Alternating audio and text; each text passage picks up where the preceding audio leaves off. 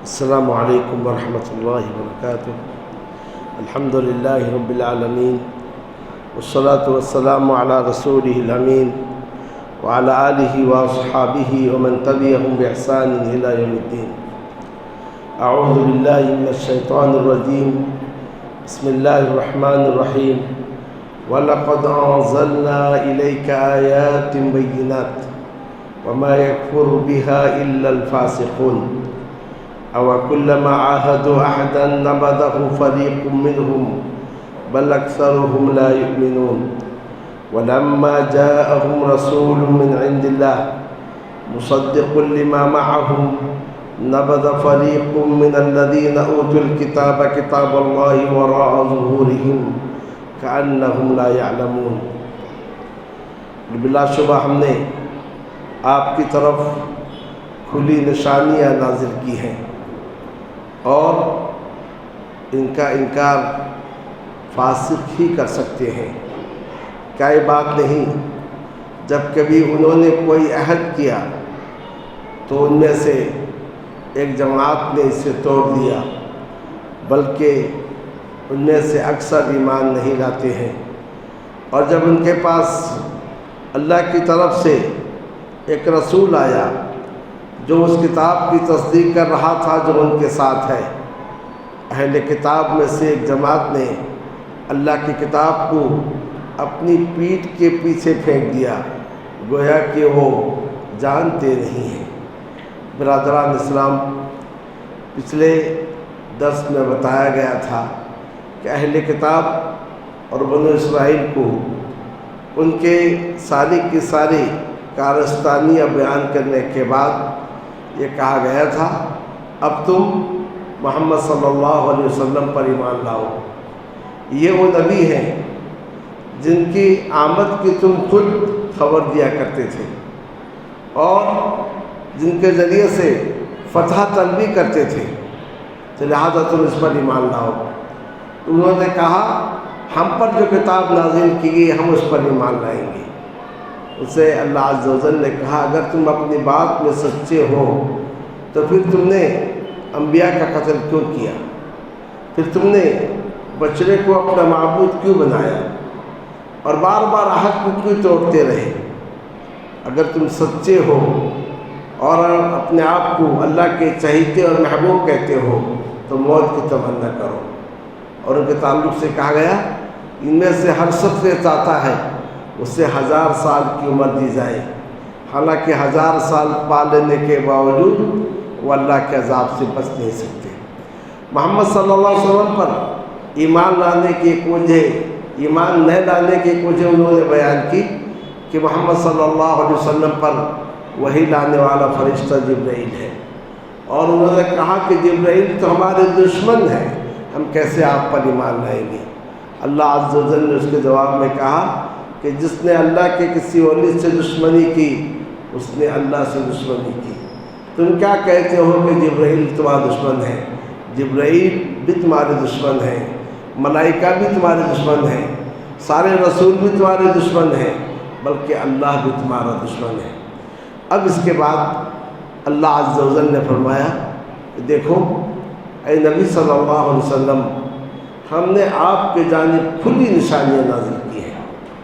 ایک تو یہ لوگ آپ کی آمد کے منتظر تھے، دوسری بات ان کی کتابوں میں آپ کے اوصاف اور صفات ذکر کیے گئے ہیں، تیسری بات ان سے بار بار عہد لیا گیا۔ ہر نبی نے کہا ایک نبی بعد میں آنے والا ہے، اگر وہ زمانہ پاؤ تو تم ایمان لاؤ گی، تو گویا اس کا عہد بھی لیا گیا۔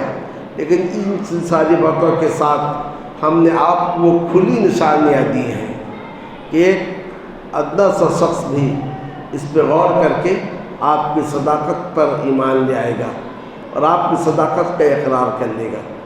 اور خاص طور سے بنو اسرائیل کے وہ واقعات جنہیں ان کے علماء کے علاوہ کوئی نہیں جانتا تھا، اور نبی اکرم صلی اللہ علیہ وسلم نے کسی مکتب کا رخ بھی نہیں کیا تھا، قرآن مجید کے علاوہ کسی چیز کا علم آپ کے پاس نہیں تھا، مگر آپ صلی اللہ علیہ وسلم نے بنو اسرائیل کے ساری باتوں کو جو خبر دی ہے، اس میں خود دلیل یہ ہے کہ آپ صلی اللہ علیہ وسلم اللہ کے نبی ہیں، اللہ کے رسول ہیں، تبھی آپ صلی اللہ علیہ وسلم نے ان باتوں کی خبر دی ہے۔ اللہ رب العالمین نے فرمایا بلا شبہ ہم نے آپ کی طرف کھلی نشانیاں نازل کی ہیں کہ آپ کو ایک تو ہم نے معجزات دیے، اور دوسری چیز یہ ہے کہ آپ کو جو آیتیں دی جا رہی ہیں، جو احکام آپ پیش کر رہے ہیں، اور جو پچھلے زمانوں کی خبریں آپ بتا رہے ہیں، ان سب میں آپ کی نبوت کی صداقت موجود ہے، اور ان کا انکار فاسق ہی کر سکتا ہے۔ تو وہ یہ لوگ آپ کی نبوت کی کھلی نشانیاں دیکھ کر ایمان جو نہیں لا رہے ہیں، در حقیقت اپنے فسق اور فجور کی وجہ سے ایمان نہیں لا رہے ہیں۔ پھر اللہ عز و جل نے فرمایا ان کی یہی روش ہے، جب کبھی ان سے کوئی عہد لیا جاتا یا جب کبھی وہ کوئی عہد کرتے، انہی میں سے ایک جماعت اس عہد کو توڑ دیتی۔ یہ ان کی روش ہے، ان کا وتیرہ ہے، ان میں سے اکثر ایمان نہیں لاتے ہیں۔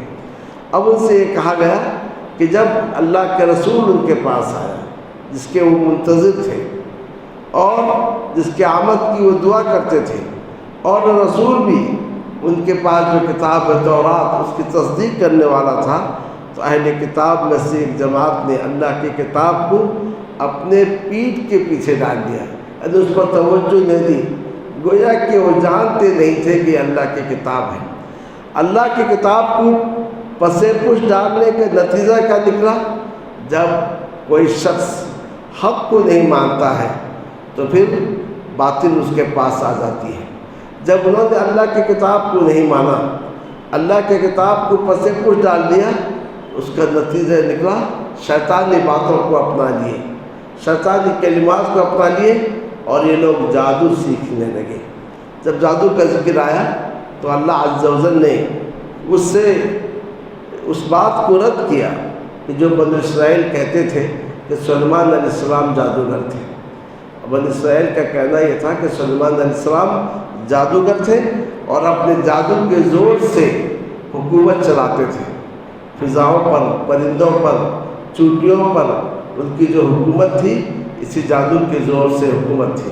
تو اللہ عز و جل نے اس کا رد کیا کہ ایسی بات نہیں، بلکہ سلیمان علیہ السلام کے دور میں جادو زور پر تھا، بلکہ سلیمان علیہ السلام سے پہلے یہ جادو تھا۔ سلیمان علیہ السلام نے یہ کیا کہ جادو کی جو کتابیں تھیں وہ سب کو جمع کی، اور جمع کر کے اپنا جو عرش تھا یا کہ اپنی جو کرسی تھی اس کے نیچے دفن کر دیا تھا، اور کہا جو کوئی جن اس کے قریب ہوگا وہ جل جائے گا۔ تو آپ کے دور تک کوئی ان کتابوں کے قریب نہیں ہوا، لیکن جب آپ کا انتقال ہو گیا اور آپ کے بعد وہ لوگ بھی چلے گئے جو واقف کار تھے، اب برے لوگ آ گئے، تو شیطان ان لوگوں کے پاس آیا کہ دیکھو میری بات مانو، یہ سلیمان علیہ السلام جادوگر تھے، جادو کے زور سے حکومت چلاتے تھے، اور اگر اس بات کی تصدیق کرنی ہے تو اس کرسی کے نیچے کھودو جہاں سلیمان علیہ السلام کی کرسی تھی۔ جب کرسی کھودی گئی وہ ساری کی ساری کتابیں آئیں کہ دیکھو میں نے تم سے سچ کہا تھا، یہی وہ جادو کا علم تھا جس کے ذریعے سے سلیمان علیہ السلام حکومت کرتے تھے۔ تو اللہ عز و جل نے اس کا رد کیا۔ سلیمان نے کفر نہیں کیا ہے، یعنی سلیمان جادوگر نہیں تھے کیونکہ جادو کا علم کفر ہے، لیکن شیطانوں نے کفر کیا ہے۔ اب اس کے بعد اللہ عز و جل نے اس تعلق سے بتایا کہ یہ لوگ ایک تو اللہ کی کتاب کو چھوڑ دیے، شیطانی باتوں پہ جانب دھیان دیے، اور پھر اس جادو کے جانب دھیان دیے جسے دو فرشتے ہاروت اور ماروت پر نازل کیا گیا تھا۔ تو ہاروت اور ماروت پر یہ علم کیوں نازل کیا گیا تھا کہ ہاروت اور ماروت در حقیقت لوگوں کو یہ بتانے کے لیے آئے تھے تم جو یہ کہتے ہو کہ سلیمان علیہ السلام جادوگر ہیں اور دیگر انبیاء بھی جادو کے زور سے دنیا میں نظام چلاتے رہے، حکومت کرتے رہے، غلط ہے۔ جادو یہ ہے، ان کے پاس نبوت تھی، اور اس طریقے سے لوگوں سے کہتے تھے جادو کا علم مت سیکھو، جادو کا علم سیکھنا کفر ہے، ہم تمہارے لیے آزمائش ہے، مگر اس کے باوجود لوگ ان سے جادو کا علم سیکھتے تھے اور اس کے ذریعے سے زمین میں فساد پھیلاتے تھے۔ اللہ عز و جل نے فرمایا وَلَمَّا جَاءَهُمْ رَسُولٌ مِّنْ عِندِ اللَّهِ، جب ان کے پاس اللہ کی طرف سے ایک رسول آیا مُصَدِّقٌ لِّمَا مَعَهُمْ، جو اس کتاب کی تصدیق کرنے والا تھا جو ان کے ساتھ ہے، نبذ فریق من الذین اوتوا الکتاب، تو اہل کتاب میں سے ایک جماعت نے اللہ کی کتاب کو اپنے پیٹھ کے پیچھے پھینک دیا، گویا کہ وہ جانتے نہیں تھے۔ تو اللہ کے کتاب کو پسے پر ڈالنے کا نتیجہ کیا نکلا؟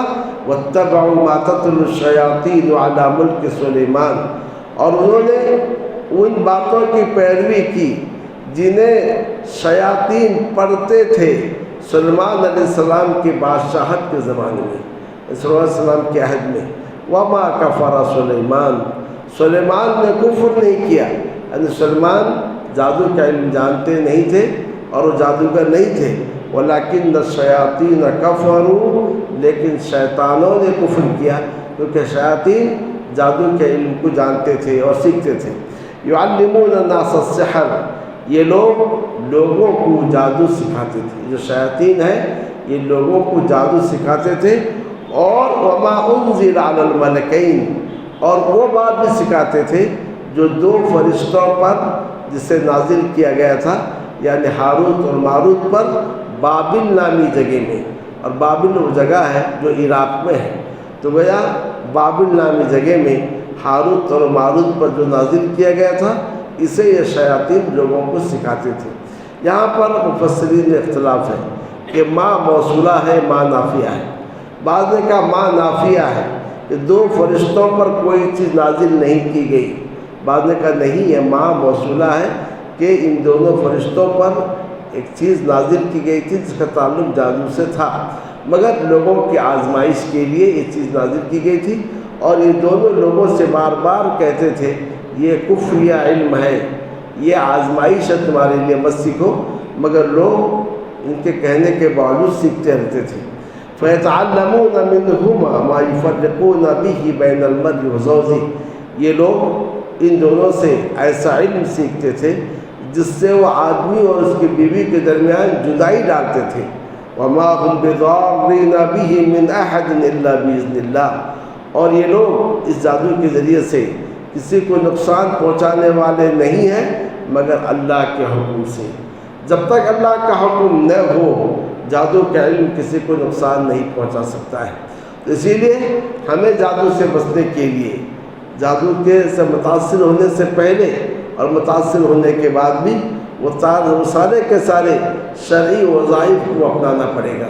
خاص طور سے سورہ بقرہ کے تعلق سے ہے، جس گھر میں سورہ بقرہ کی تلاوت کی جاتی ہے جادوگر اس گھر کا کچھ بگاڑ نہیں سکتے ہیں، اور اس طریقے سے دیگر جو دعائیں ہیں اسے پڑھتے رہنے چاہیے تاکہ جادو کام پر کوئی اثر نہ ہو، اور اگر ہوا ہے تو اس کا توڑ ہو سکے۔ وَيَتَعَلَّمُونَ مَا يَضُرُّهُمْ وَلَا يَنفَعُهُمْ، اور یہ لوگ اس چیز کو سیکھتے تھے جو ان کے لیے نقصان دیتا تھا اور نفع نہیں دیتا تھا۔ اس سے معلوم ہوا علم کی دو قسم ہیں، ایک علم ہے علم نافع اور دوسرا علم ہے علم ضار۔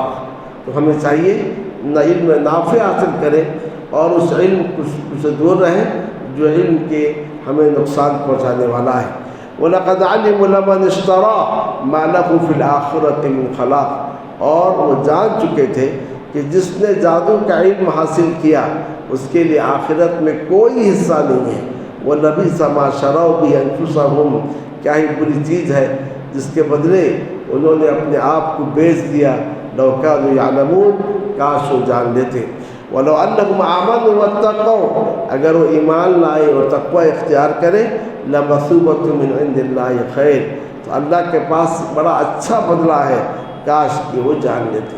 تو یہاں تک بتایا گیا جب انہوں نے اللہ کی کتاب کو پسے پوچھ ڈال دیا تو اس کا نتیجہ یہ نکلا کہ غلط راستے پہ چل پڑے، شیطانی کلمات کو اپنا لیے اور زمین میں فساد مسانے لگے۔ یہ دنیا کا اصول ہے، یا تو آپ خیر کو اپنائیے ورنہ شر آپ کو اپنا لے گا۔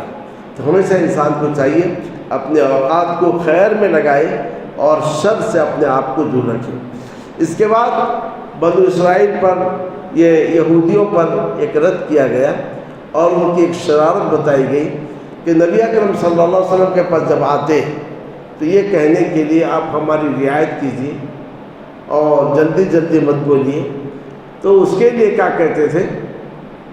راعینا کہتے تھے۔ تو راعینا کا اصل معنی ہے ہماری رعایت کیجیے، مگر ایسا کھینچ کر بولتے تھے اور منہ ٹیڑھا کر کے بولتے تھے، اس کا معنی کچھ اور ہو جاتا تھا۔ ایک معنی راعینا اے ہمارے چروائے، یا ایک معنی راعینا اے احمق انسان۔ تو گویا اس طریقے سے نبی صلی اللہ علیہ وسلم کو تکلیف دیتے تھے۔ بظاہر وہ کہہ رہے تھے آپ ہمارا خیال کیجئے، ہماری رعایت کیجئے، آپ جلدی جلدی بول رہے ہیں، مگر ایسا لفظ استعمال کر رہے تھے جس میں دوسرا معنی بھی آ رہا تھا۔ تو گویا نبی صلی اللہ علیہ وسلم کو اس کے ذریعے سے ایذا اور تکلیف دینا چاہ رہے تھے۔ تو اللہ عز و جل نے مومنوں سے کہا تم اہل کتاب کے جیسے رائنا استعمال نہ کرو، اس کا بدل ہم تم کو دیتے ہیں، انظرنا کہو۔ تو انظرنا کا وہی معنی ہے جو رائنا کا معنی ہے ہمارا خیال رکھو۔ تو اس کے اندر وہ خدشات نہیں ہے جو رائنا کے اندر ہے۔ اس سے بات معلوم ہوئی ایسے الفاظ سے بچنا چاہیے جس کے دو معنی ہو سکتے ہیں، اور یہود کی مشابہت سے بھی بچنے چاہیے۔ یا ایھا الذین آمنوا اے مومنو لا تقولوا راعنا، تم راعنا مت کہو، وقولوا انظرنا اور انظرنا کہو، واسمعوا اور نبی کے بات کو سنتے رہو، وللکافرین عذاب علیم اور کافروں کے لیے دردناک عذاب ہے۔ یعنی یہود کی شرارتوں کو بیان کیا جا رہا ہے کہ کوئی موقع نہیں چھوڑتے تھے جس سے وہ اللہ کے رسول کو، مسلمانوں کو تکلیف دیں، کسی موقع کو چھوڑتے نہیں تھے۔ تو اللہ تعالیٰ نے ان کے مشابہت سے بچنے کے لیے مسلمانوں سے کہا تم اس کے بجائے اس لفظ کو استعمال کرو۔ پھر اللہ عز و جل نے ان اہل کتاب اور مشرکین کے بارے میں کہا حقیقت میں یہ لوگ تم سے جلتے ہیں، اللہ نے جو آپ کو سچا دین دیا ہے، اس سچے دین کی وجہ سے وہ جلتے ہیں، آخر یہ دین آپ کو کیوں ملا ہے؟ تو اس لیے آپ یہود کی باتوں میں مت آؤ۔ ما یود الذین کفروا من اہل الکتاب والمشرکین، اہل کتاب میں سے جو کافر ہیں اور مشرکین نہیں چاہتے ہیں ان ینزل علیکم من خیر من ربکم، کہ تم پر تمہارے رب کی جانب سے خیر نازل کیا جائے۔ واللہ یختص برحمتہ من یشاء، اور اللہ اپنی رحمت سے خاص کر لیتا ہے جس کو چاہتا ہے، اور اللہ بڑا فضل والا ہے۔ گویا یہاں یہ کہا گیا کہ حقیقت میں یہ لوگ دین حق کو سمجھتے ہیں، اور مسلمانوں کو جو دین حق دیا گیا ہے اس سے وہ جلتے ہیں، اسی لیے تمہیں بہکانے کی کوشش کرتے ہیں۔ تو یہود اور مشرکین کی باتوں پر نہ آؤ۔ تو گویا اب اس کتاب پر ایمان لے لانے کی وجہ کیا تھی؟ تو کئی وجہ بیان کی گئی۔ ایک تو انہوں نے کہا ہماری کتاب ہمارے لیے کافی ہے، ایک تو انہوں نے کہا کہ جبرائیل اس کتاب کو لے کر آتے ہیں وہ ہمارے دشمن ہیں۔ اب ایک تیسری بات یہ ہے کہ قرآن مجید کی آیتیں منسوخ ہوتی تھیں، آج ایک حکم نازل کیا گیا، بعد میں دوسرا حکم نازل کر کے اس کو منسوخ کیا گیا ہے۔ تو وہ کہتے تھے اگر یہ اللہ کی کتاب ہے پھر اس میں نسخ کیوں ہو رہا ہے؟ تو اس کا مطلب یہ اللہ کی کتاب نہیں ہے۔ تو یہ قرآن کے تعلق سے ان کا ایک اعتراض تھا۔ نسخ کا معنی کیا ہے؟ کہتے ہیں عربی میں نسخت الشمس والظلہ، سورج نے سائے کو ہٹا دیا، تو نسخ کا معنی ہے ہٹانا، اور ایک نسخ کا معنی ہے نقل کرنا، لکھنا، تو کاتب کو بھی ناسخ کہتے ہیں۔ تو گویا نسخ کا مطلب کیا ہے؟ ایک شرعی حکم کو دوسرے شرعی حکم سے ہٹا دینا۔ یہ دوسرا جو شرعی حکم ہے اس کے بعد آئے، یاد رکھیں، پہلے شرعی حکم کو بعد والے شرعی حکم سے ہٹا دینا، اس کا نام ہے نسخ۔ مثلا نبی صلی اللہ علیہ وسلم نے پہلے کہا تھا کہ قربانی کا گوشت 3 دن میں ختم کرو، کھاؤ، صدقہ کرو، جو بھی کرو 3 دن بعد تمہارے لیے حرام ہے۔ اس وقت مسلمانوں میں کہتی تنگی تھی، اب اگر لوگ اپنے لیے رکھ لیں گے تو دوسرے لوگ بھوکے رہ جائیں گے، آپ نے کہا 3 دن میں ختم کرو۔ اب اس کے نتیجے میں آدمی کتنا کھائے گا؟ جو کچھ اپنے لیے کھائے اور معاشرے میں غربا مساکین کو بانٹے۔ لیکن جب اس کے بعد وسعت آ گئی تو آپ نے کہا کھاؤ، صدقہ بھی کرو اور جمع بھی کرو۔ تو کیا پہلا جو حکم تھا 3 دن میں ختم کرو، بعد کا حکم آ کر اسے منسوخ کر دیا۔ پہلے نبی صلی اللہ علیہ وسلم نے حکم دیا تھا قبروں کی زیارت مت کرو، بعد نے کہا الا فزوروہا، ہاں تم اس کی زیارت کرو۔ تو پہلے حکم کو دوسرے حکم سے ہٹا دینے کا نام کیا ہے؟ نسخ ہے۔ تو اہل کتاب یہ کہتے تھے یہ اللہ کی کتاب ہے، تو لہذا اس میں نسخ نہیں ہونی چاہیے، کیونکہ اللہ عز و جل عالم الغیب ہے، احکام کو وہی ہٹاتا ہے جس میں غیب کا علم نہ ہو۔ تو اس کے جواب میں اللہ عز و جل نے فرمایا کہ اس میں اللہ کی اپنی مصلحت ہے، اللہ عز و جل عالم الغیب ہے، لیکن تمہارے لیے یاد کرتے ہوئے کہ اس وقت تمہارے لیے یہ حکم چاہیے، پھر بعد میں تمہارے لیے دوسرا حکم چاہیے، تو اللہ عز و جل تمہارے لحاظ سے کیا کرتا ہے، احکام کو بدلتا ہے۔ اور جب کبھی ہم کسی آیت کو منسوخ کرتے ہیں، اس سے اچھی آیت لاتے ہیں، یعنی اس سے اچھا حکم ہم لاتے ہیں۔ قرآن مجید میں نسخ کی 3 صورت یاد رکھیں، قرآن مجید میں نسخ کی 3 صورتیں ہیں۔ ایک تو وہ آیتیں ہیں کہ جن کی تلاوت بھی منسوخ، جن کا حکم بھی منسوخ، یاد رکھیں۔ اب اس کا وہ حکم نہیں ہے اور وہ تلاوت بھی نہیں کی جاتی ہے، جیسا کہ پہلے یہ تھی کہ رضاعت کے لیے 10 بار دودھ پینا تھا، یعنی کوئی جو ہے کسی عورت کا دودھ پیتا ہے تو مطلب اس کا کوئی اور، اس کا بیٹا نہیں، کوئی اور اگر کسی عورت کا دودھ پیتا ہے تو 10 مرتبہ دودھ پینے سے رضاعت ثابت ہوتی ہے۔ تو اس کو منسوخ کیا گیا 5 رضاعت کے ذریعے سے، کہ اگر کوئی شخص 5 بار کسی عورت کا دودھ پی لیتا ہے 2 سال کی عمر کے دوران، یعنی دودھ پینے کی عمر کے دوران کوئی کسی عورت کا دودھ پی لیتا ہے، 5 بار پی لیا تو اس سے رضاعت ثابت ہوتی ہے۔ تو پہلے حکم تھا 10، پھر 10 کو منسوخ کر کے 5 کیا گیا، مگر قرآن مجید کے پہلے آیت تھی 10 کی، اب وہ آیت نہ پڑھی جاتی ہے نہ وہ حکم باقی ہے۔ تو گویا پہلے قسم کے نسخ ہوا ہے کہ آیت بھی نہیں ہے، حکم بھی نہیں ہے۔ دوسرا قسم کا نسخ کیا ہے کہ حکم تو باقی ہے مگر آیت نہیں ہے، حکم باقی ہے مگر آیت کی تلاوت نہیں ہوتی ہے۔ وہ کون سی آیت تھی؟ جیسا کہ عمر رضی اللہ تعالیٰ عنہ کہتے ہیں کہ ہم پہلے یہ پڑھتے تھے، الشیخ والشیخۃ اذا زنیا فرجموہما، البتہ شادی شدہ مرد اور شادی شدہ عورت جب زنا کریں تو انہیں رجم کرو۔ پہلے یہ آیت قرآن میں پڑھی جاتی تھی، اللہ تعالیٰ نے اس کی تلاوت کو منسوخ کیا، لیکن حکم اپنی جگہ باقی ہے۔ اگر کوئی شادی شدہ مرد یا عورت زنا کرتی ہے تو اس کے لیے رجم کا حکم ہے، مگر وہ آیت قرآن میں اب نہیں ہے، تلاوت نہیں کی جاتی ہے۔ تیسری چیز کیا ہے؟ حکم منسوخ ہے لیکن آیت موجود ہے، جیسا کہ پہلے یہ حکم تھا کہ جس عورت کا شوہر مر جائے متاعا الی الحول غیر اخراج، 1 سال تک عدت گزارے گی۔ جس عورت کا شوہر مر جائے وہ 1 سال تک عدت گزارے گی۔ یہ حکم ابھی بھی سورہ بقرہ میں موجود ہے، تلاوت کی جاتی ہے، مگر یہ آیت موجود ہے مگر حکم باقی نہیں ہے، کیونکہ اس کے بعد اللہ تعالیٰ نے دوسری آیت نازل کی کہ 4 ماہ 10 دن تک عدت گزارے گی۔ تو گویا تلاوت باقی ہے مگر حکم نہیں ہے۔ تو قرآن مجید میں نسخ کی 3 صورتیں ہیں، تلاوت بھی نہیں، حکم بھی نہیں، تلاوت ہے حکم نہیں ہے، یا تلاوت نہیں ہے لیکن حکم باقی ہے۔ اللہ رب العالمین نے فرمایا ما ننسخ من آیت او ننسیہا، ہم کسی بھی آیت کو منسوخ کرتے ہیں یا کہ اسے بھلا دیتے ہیں تو اس سے اچھی آیت کو لاتے ہیں یا اس جیسی آیت کو لاتے ہیں۔ الم تعلم ان اللہ علی کل شیء قدیر، کیا تم نے نہیں جانا کہ اللہ ہر چیز پر قادر ہے؟ جب اللہ ہر چیز پر قادر ہے تو وہ اپنی آیات کو منسوخ کرنے پر بھی قادر ہے۔ تو لہذا اللہ کی قدرت پر ایمان لاؤ، جب اللہ کی قدرت پر ایمان لاؤ گے ان ساری باتوں پر تم ایمان لے آؤ گے۔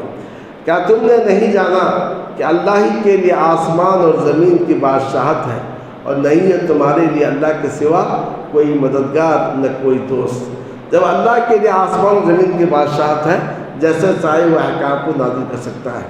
اب اس کے بعد اللہ عز و جل ان یہود سے مسلمانوں سے کہہ رہا ہے کیا تم چاہتے ہو اپنے رسول سے ویسا ہی پوچھو جیسا کہ اس سے پہلے موسیٰ سے پوچھا گیا تھا۔ یاد رکھو جس نے ایمان کے بدلے کفر کو اپنا لیا وہ سیدھے راستے سے گمراہ ہو گیا۔ تو یہاں پر ایک بات مسلمانوں کو تاکید کی گئی کہ آپ لوگ نبی سے زیادہ سوال نہ کرو، نبی جو بولے اس کو مان لو۔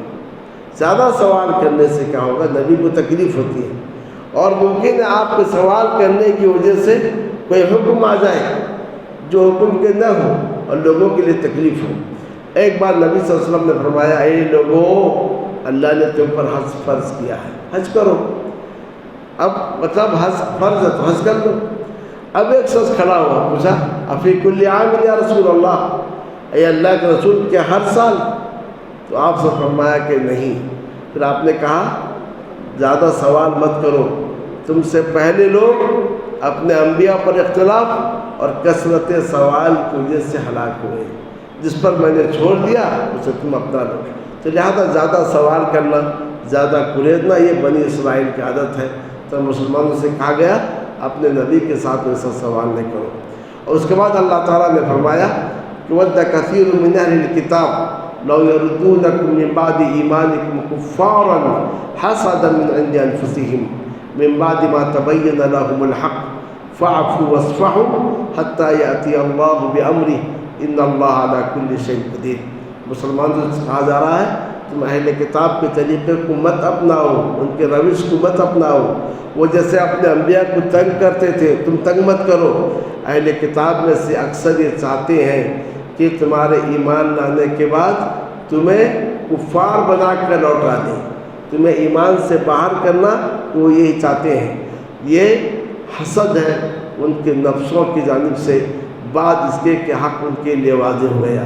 یعنی تمہیں جو صحیح دین دیا گیا ہے اس پر حسد کرتے ہوئے تمہیں اپنے دین سے باہر نکالنا چاہتے ہیں۔